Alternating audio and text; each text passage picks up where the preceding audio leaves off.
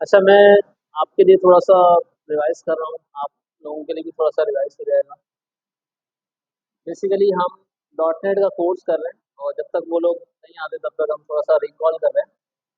Dot net के course के अंदर डॉट नेट बेसिकली होती क्या है, डॉट नेट एक सॉफ्टवेयर बनाने की लैंग्वेज है। सॉफ्टवेयर कौन से सॉफ्टवेयर इसमें 3 तरीके से होता है, 3 तरीके के होते हैं। पहला तरीका पहला मैंने आपको बताया था कि भाई एक डेस्कटॉप एप्लीकेशन होती है, एक मोबाइल एप्लीकेशन होती है जो आप प्ले स्टोर से डाउनलोड करते हो और एक होती है वेब एप्लीकेशन जो कि आप वेबसाइट बनाते हो। ठीक है ना? डॉट नेट आ जाओ। ठीक है, उधर बैठ जाओ। तो सॉफ्टवेयर बनाने के लिए आपको डॉट नेट क्यों पढ़नी पड़ी है? डॉट नेट एक ऐसी लैंग्वेज है, एक ऐसी टेक्नोलॉजी है जो कि 3 तरह के फ्लेवर आपको देती है, 3 तरह के।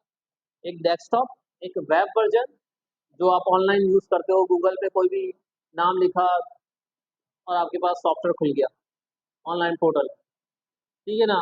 आप घर से बैठकर भी सारी चीज़ देख सकते हो, कहीं भी हो दुनिया में, दुनिया के किसी भी हिस्से में हो, आपने ऑनलाइन खोला। एक वो होता है वेब पोर्टल, मतलब वेब बेस, और एक होता है डेस्कटॉप बेस, जो कि उस कंप्यूटर में इंस्टॉल होता है और फिर वो आपके पास चलता है। और एक होता है मोबाइल ऐप। मोबाइल ऐप क्या होती है? आपके मोबाइल में ऐप प्ले स्टोर से आपने ऐप डाउनलोड कर ली और आप उसको यूज़ कर रहे हैं। तो ये तीनों flavour dot net language framework जो है वो प्रोवाइड करती है आपको, एंटरटेन करती है। इसमें हम जो लैंग्वेज यूज़ कर रहे हैं वो लैंग्वेज यूज़ कर रहे हैं C plus plus. C plus plus जो सी प्लस प्लस है वो डॉट नेट की एक ऐसी टेक्नोलॉजी है, बिल्कुल बेसिक टेक्नोलॉजी। मतलब उसमें आप क्या करते हो, लर्निंग पर्पस के लिए आप उसमें कमांड हासिल करने के लिए आप उसमें इसको यूज़ करते हो। लेकिन ये हमारा मकसद नहीं है, ये सॉफ्टवेयर नहीं बनाता, ये कोई सॉफ्टवेयर नहीं बनाता। ये आपको सिर्फ लर्निंग प्लेटफॉर्म है जिसमें आपकी डॉट नेट पक्की होगी। ये करने के बाद हम आप अगला स्टेप हमारा होता है सी शार्प, जो कि मोबाइल, वेब, डेस्कटॉप तीनों के लिए बैकएंड लैंग्वेज होती है वो। ठीक है ना? मिसाल के तौर पे मैंने फ्रंट एंड बनाया HTML CSS से, जो कि अभी आप पढ़ रही थी और जो आप पढ़ कर आए हो, और मैंने पीछे जो है ना सी शार्प जोड़ दी, तो वो हो गया वेब वर्जन।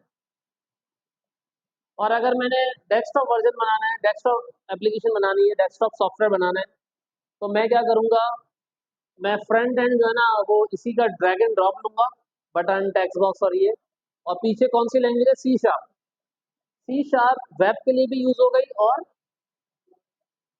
फ्रंट एंड आप कोई भी यूज़ कर सकते हो, HTML या CSS, जावास्क्रिप्ट, PHP कोई भी यूज़ कर सकते हो, लेकिन जिसका बैक एंड है वो क्या है? सी शार्प ही है। क्लियर है? तो ये जो डॉट नेट है इसको आपने पहले इसकी कंसोल कमांड सीखनी है। अगर आपने कंसोल कमांड नहीं सीखी तो आपको सी शार्प सीखने में बहुत प्रॉब्लम होगी। C sharp sorry C plus plus, C plus plus is a popular programming language. ये एक बहुत मशहूर लैंग्वेज है। ये क्या काम करती है? ये गेम डेवलपमेंट के लिए भी काम आती है, जो गेमिंग वगैरह होती है ना उसकी कंसोल वगैरह के लिए भी काम आती है। C plus plus develop an extension of C, एक लैंग्वेज है सी, ये सी उससे ही निकली है। सी प्लस प्लस हम 15 से 20 दिन सी प्लस प्लस पढ़ेंगे और उसके बाद चलेंगे जो हमारा असल मकसद है सी शार्प की तरफ। तो हमें इसका सिंटैक्स समझना लाजमी है। ये बहुत सिंपल और नॉर्मल लैंग्वेज है, इसमें कोई हैवी साइंस नहीं है, इसमें कोडिंग है। और कोड को हम किस सॉफ्टवेयर में यूज़ करते हैं ये मैं आपको बता दूं। आपने इधर डॉट सी प्लस प्लस के लिए जो सॉफ्टवेयर यूज़ करना है वो है Dev C plus plus. Dev C plus plus software आपको कहाँ मिलेगा? आपको मिल जाएगा भाई, यहाँ पर आप जाएंगे और यहाँ पर आपने Dev C plus plus sorry 5.11 हमारा जो वर्जन है जो हमने यूज़ किया है, पहले लिंक पे क्लिक करूंगा और पहले लिंक पे क्लिक करने के बाद आपके सामने ये आ रहा है और यहाँ पे डाउनलोड का बटन है, इस पे डाउनलोड करके आप डाउनलोड कर लो। डाउनलोड करने के बाद कुछ भी नहीं है, इस तरह की फाइल आ जाएगी।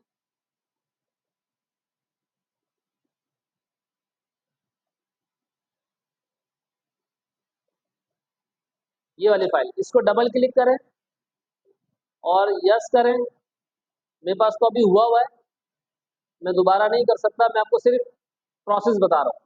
बट डबल क्लिक करें यहाँ पे, प्रोसेस होगा 100%, और उसके बाद आपने नेक्स्ट नेक्स्ट करना है, कुछ नहीं करना। मेरे पास ऑलरेडी हुआ हुआ, जैसे ओके किया, नेक्स्ट नेक्स्ट करोगे, इंस्टॉल हो जाएगा। इंस्टॉल होने के बाद, मैं भी नहीं कर रहा, इंस्टॉल होने के बाद यहाँ पर आप जब सर्च करोगे डेव सी प्लस प्लस, तो यहाँ पर आ जाएगा। इस पर आप क्लिक करोगे, ये सॉफ्टवेयर यहाँ पर ओपन हो गया।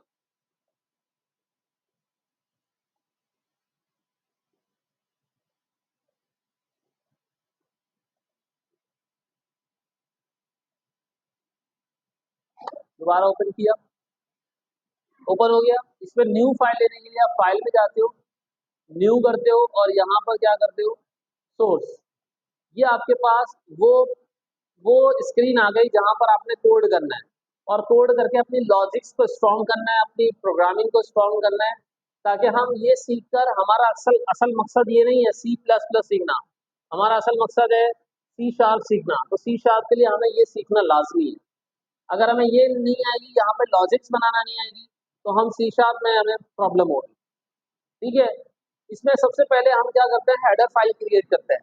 हेडर फाइल क्या होती है, हैश इंक्लूड आईओ स्ट्रीम, और ये हेडर फाइल होती है, ये वो लाइब्रेरी होती है, लाइब्रेरी का नाम आईओ स्ट्रीम का मतलब है इनपुट आउटपुट स्ट्रीम। और यहाँ पर हमें यूजिंग नेम स्पेस और एसटीडी, नेम स्पेस, स्पेस की स्पेलिंग गलत है, स्टैंडर्ड, और मैंने कहा इंटीजर मेन, और राउंड ब्रैकेट और कर्ली ब्रैकेट, और यहाँ पर रिटर्न। ये तो हम काम करते हुए आ ही रहे हैं बहुत दिनों से। आप लोगों की जो है ना, तकरीबन 4 से 5 क्लासें निकल गई हैं, तो वो जो है इसकी रिकॉर्डिंग भी हम कर रहे हैं, रोजाना रिकॉर्डिंग भी कर रहे हैं, इसकी रिकॉर्डिंग तो आपको मिल जाएगी। ठीक है ना, आज भी मैंने रिकॉर्डिंग कर रहा हूँ। ये बिल्कुल आप लोगों के लिए भी है, जो वो जो बिलाल भी नया है, वो आया ही नहीं आज, तो उसके लिए भी है ये। तो ये सबके लिए जो है, आप रिकॉर्डिंग जो है ग्रुप में ऐड कर दी जाएगी, मैंने पिछली भी नहीं की, तो जो है एक साथ सारी मैं आपको इंशाल्लाह प्रोवाइड करूँगा। ठीक है। अच्छा, अब मैंने कहा ये काम, ये हम क्यों लिखते हैं, ये हम इसलिए लिखते हैं कि हम सी प्लस प्लस को यूज़ करने जा रहे हैं। यूज़ करने के लिए हमें ये लाइब्रेरी ऐड करनी पड़ती है, और हमें बताना पड़ता है कि हम किस तरीके से कोड लिखना चाह रहे हैं, स्टैंडर्ड तरीके से। एसटीडी का मतलब है स्टैंडर्ड। और मैंने कहा मेन, और यहाँ पे रिटर्न, इसको छोड़ दे अभी। मैंने कहा यहाँ मुझे कोई चीज़ प्रिंट करानी है, मुझे अपना नाम प्रिंट कराना है, तो मैं कहूँगा सी आउट। सी आउट का मतलब है लैंग्वेज का नाम है, और आउट का मतलब है आउटपुट। और ये किस लाइब्रेरी से आ रहा है, इस लाइब्रेरी से आ रहा है। अगर ये लाइब्रेरी नहीं होती तो ये नहीं चलता। क्लियर है। सी आउट, और मैंने डबल कोटेशन में लिखा आई क्यू सॉफ्टेक, और मेरी बात कंप्लीट हो गई तो मैंने लगा दिया टर्मिनेटर। F11 करूंगा तो ये मुझसे कहेगा कि पहले आप क्या करो, अपनी फाइल को सेव करो। तो मेरी फाइल किस नाम, किस, कौन सी क्लास है आज, 7। और डबल क्लिक करूंगा, और यहाँ पर आके मैंने कहा इंट्रो प्लस, ये मेरी फाइल का नाम मैं जो भी रखूं, इंट्रो प्लस एडवांस। ठीक है। फाइल का नाम सेव कर दिया, और F11 किया मैंने। F11 करने के बाद यहाँ देखो नाम छपा हुआ आ गया। अच्छा, ये जो आउटपुट स्क्रीन है, ये हमारी है, कौन सी स्क्रीन है, ये आउटपुट स्क्रीन है, ये कंसोल स्क्रीन कहलाती है। हमारा जो भी आउटपुट होगा वो इस पे नजर आएगा। मैंने आपको बताया डेस्कटॉप एप्लीकेशन होती है, एक वेब एप्लीकेशन होती है, एक मोबाइल ऐप होती है। वेबसाइट का जो आउटपुट होता है वो कहाँ दिखता है, ब्राउजर पे, ये थोड़ी देर पहले पढ़ा है आपने। डेस्कटॉप का आउटपुट कहाँ होता है, जो आप फाइल इंस्टॉल करते हो। मोबाइल ऐप का जो कहाँ होता है, प्ले स्टोर पे। ठीक है ना, जो मोबाइल ऐप आप डाउनलोड करते हो। और हम सी प्लस प्लस जो पढ़ रहे हैं अपना कॉन्सेप्ट क्लियर करने के लिए, वो है यहाँ पर कंसोल बेस। तो अपने नाम को प्रिंट करने के लिए क्या करते हैं, सी आउट। अगर कोई इनपुट लेना यूजर से, मिसाल के तौर पर मैंने कहा इनपुट से पहले हम क्या करते हैं, 2 + 2, तो हमें इसका आंसर भी मिल जाता है। F11 करेंगे तो इसका आंसर भी मिल जाएगा 4। और इसको नेक्स्ट लाइन में चाहिए तो हमें क्या करना पड़ता है, \n। सही है, इसको चलाएंगे तो ये वाला आउटपुट ऑटोमेटिकली नेक्स्ट लाइन में आ जाएगा।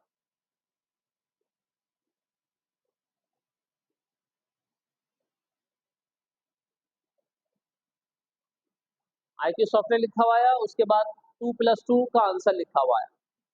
2+2 के आंसर से ये पता चलता है कि ये एक ऑब्जेक्ट ओरिएंटेड प्रोग्रामिंग लैंग्वेज है। ऑब्जेक्ट ओरिएंटेड प्रोग्रामिंग लैंग्वेज क्या होती है कि जो हमें कैलकुलेशन का आंसर ऑटोमेट कर दे, ठीक है ना। तो ये थी आप लोगों के लिए सिर्फ बेसिक मैंने रखी थी, लेकिन अभी इसमें कुछ चीज़ें हैं जो आपकी थोड़ी बहुत निकल चुकी है, मैं अभी तो रिवाइज नहीं करा सकता। अभी हमारा अगला टॉपिक है, ठीक है ना। आज का हमारा टॉपिक, लास्ट हमने क्या पढ़ा था, मुझे कुछ याद दिलाए क्योंकि कल तो मैं नहीं आया था। है? हाँ, हमने एल्स इफ एल्स पढ़ा था। इफ एल्स क्या होता है? इफ एल्स का मतलब ये होता है कि आप कोई कंडीशन बेस्ड काम करने जा रहे हो। जैसे मैंने आपको कल एक लॉगिन बनवाया था, इसमें यूजर नेम पासवर्ड और वो डाला था, और लॉगिन सक्सेसफुली और लॉगिन फेल, ठीक है ना। ये वाली लॉजिक बताई। अब हम चलते हैं इससे आगे मरहले के ऊपर।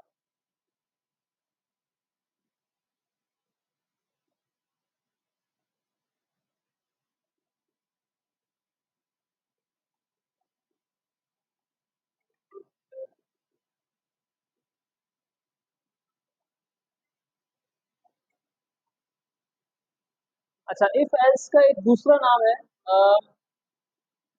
इफ एल्स का एक दूसरा नाम है स्विच केस। इफ एल्स क्यों यूज करते हैं? हमें कोई कंडीशन बेस्ड काम करना हो, कि हमें कोई वैल्यू चेक करानी है कि कोई वैल्यू ग्रेटर है, लेस है, नॉट इक्वल है, ये सारी कंडीशन है चेक करानी है। तो हमें स्विच केस में क्या करना पड़ेगा? स्विच केस भी वैसा ही है। स्विच केस के अंदर क्या काम होता है? लेट सपोज हम आते हैं यहाँ पर, और मैंने कहा कि भाई यहाँ पर हमने एक कंडीशन लगानी है। फॉर एग्जाम्पल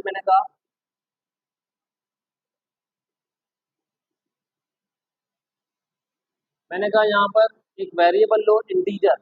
अच्छा, ये वेरिएबल होता है जिसमें हम वैल्यू स्टोर करते हैं। मैंने कहा एक वेरिएबल है जिसका नाम है नंबर 1। बहुत जल्दी आ गए, 9 बजे कैसा हो? एक वेरिएबल है नंबर 1, और इसमें वैल्यू है क्या? 5। मैंने लगाया स्विच। क्या लगाया? स्विच लगाया, स्विच केस। ये भी इफ एल्स की तरह काम करता है। ये दूसरा तरीका है इसका। कर्ली ब्रैकेट लगाया, और यहाँ पर आके मैंने कहा क्या करूं? मैंने कहा नंबर 1। ये नंबर 1 में वेरिएबल है, इसमें क्या वैल्यू है? 5। इसमें क्या आया? इसमें क्या आएगा? 5 ही आएगा, जब वैल्यू में नहीं असाइन किया तो। अब यहाँ लगते हैं केस, जैसे वहां लगता है ना एलजिफ एलजिफ एलजिफ, तो यहाँ लगता है केस। जैसे केस, मैंने कहा केस,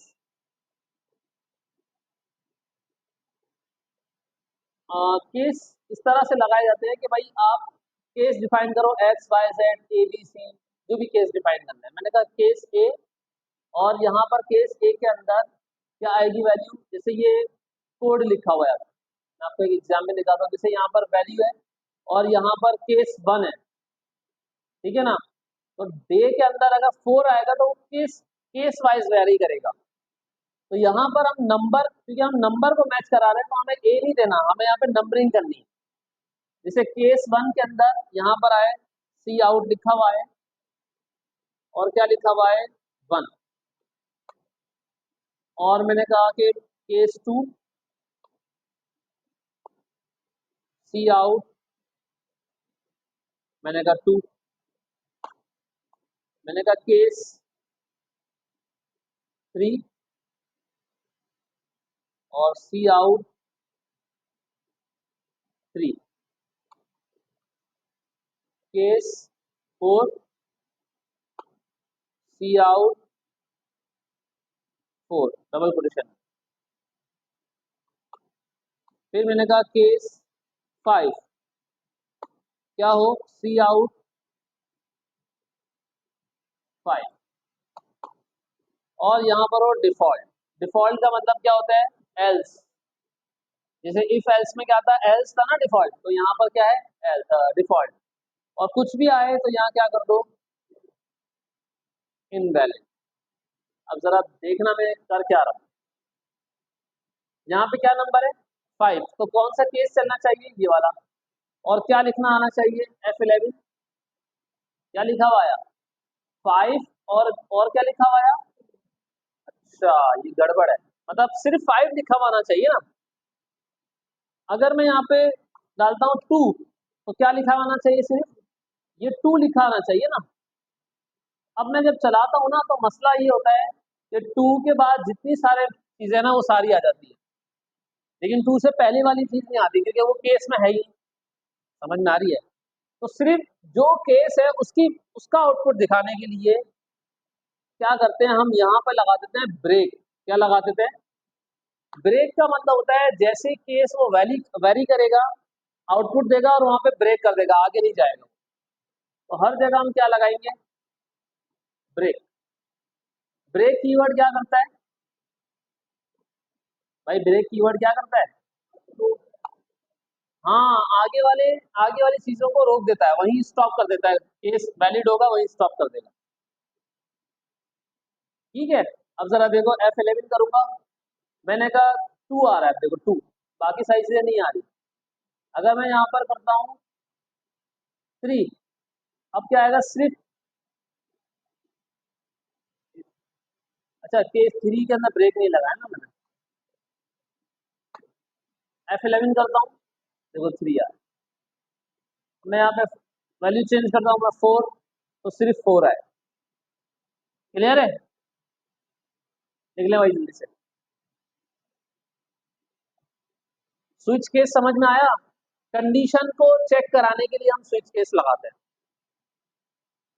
और ये मेरे ख्याल से आपको आपको और आपको थोड़ा सा प्रॉब्लम करेगा, आपको भी, क्योंकि आपने शुरू की क्लासेस थोड़ी सी मिस की है। तो घबराए नहीं। दो देखो, इनको भी, आपको भी बहुत मसला होता था शुरू में, लेकिन आप इनको अपना एक्सपीरियंस शेयर करो कि जब मैंने प्रैक्टिस करना शुरू की और क्लासेस लेना शुरू की, तो समझ आ रहा है कि नहीं आ रहा। तो इनके साथ भी प्रॉब्लम थी, तो घबराए नहीं। 2-4 क्लासें लेंगे, 5-6 क्लासें लेंगे, पीछे का भी इसमें रिकॉल करवाऊंगा, थोड़ा थोड़ा मैंने आपको भी करवाया है। इस तरह आपको कवर होता जाएगा। और अगर आप ये कह रहे हो कि नहीं ऐसे समझ नहीं आ रहा, तो आपकी एक एक्स्ट्रा क्लासेस रख लेंगे इसी वीक के अंदर। कोई ऐसा दिन, जैसे हफ्ते का दिन होता है हमारे पास, प्रैक्टिस डे होता है, तो उसमें हम क्या कर लेंगे, एक क्लास रख ली एक्स्ट्रा लंबी 1 घंटे की, उसमें पिछला सारा कवर करा दिया। वो आप जिसको भी ज्वाइन करनी हो, वो ऑप्शनल है, लेकिन खास तौर पर इनके लिए होगी। ठीक है ना?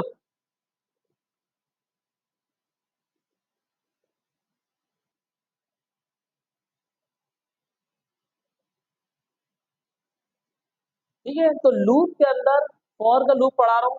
मैंने कहा इंटीजर, इसी के अंदर क्रिएट कर रहा हूँ। 3 सेक्शन होता है, इंटीजर ए, और मैंने कहा ए कहाँ से चलेगा? मैंने कहा इक्वल टू 1 से चलेगा, स्टार्ट 1 से होगा। ए छोटा होगा या बराबर हो जाएगा 10 के, मतलब कहाँ तक चलेगा? 10 तक। फिर हमारी बात खत्म हो गई। तीसरी बात कि जब वन वन प्रिंट होगा, तो उसके बाद क्या प्रिंट होना चाहिए? 2। 2 प्रिंट होगा, उसके बाद क्या प्रिंट होना चाहिए? 3। तो हर दफा एक प्लस प्लस हो। 1 के अंदर 1 प्लस होगा तो 2, 2 के अंदर 1 प्लस होगा तो 3, 3 के अंदर 1 प्लस होगा तो, मतलब हर दफा कितने प्लस होंगे? 1।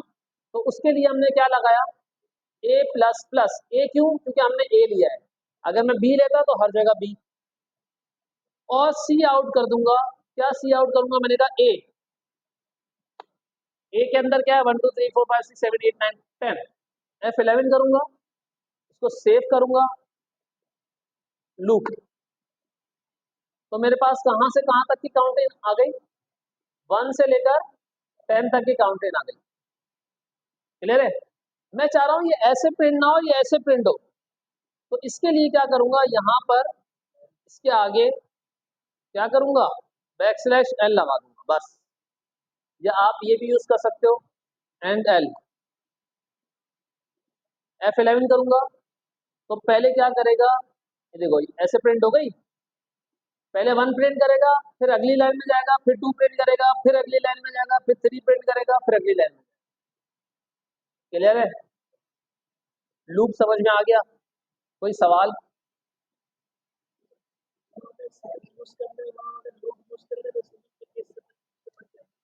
स्विच और लूप दोनों अलग अलग चीजें हैं। स्विच कंडीशन की बेस पे चलता है, लूप रेंज की बेस पे चलता है। 1 से लेकर 10 तक। मैंने कहीं बताया इसमें 5 3 नहीं बताया? स्विच पे बताया था। कॉन्सेप्ट समझो, तुम रट्टा नहीं मारो, कॉन्सेप्ट समझो। देखो स्विच और लूप का फर्क क्या है।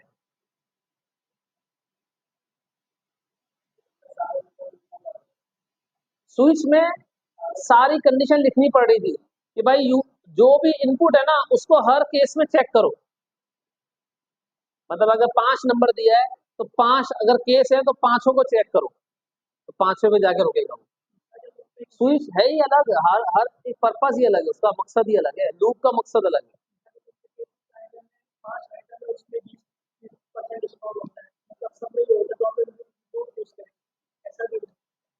मैं आपको बताऊं, आप जरा गौर से देखना, मैं आपको ये इसलिए समझा रहा हूँ, जरा गौर से देखना। तो कोडिंग तो समझ में आ रही है।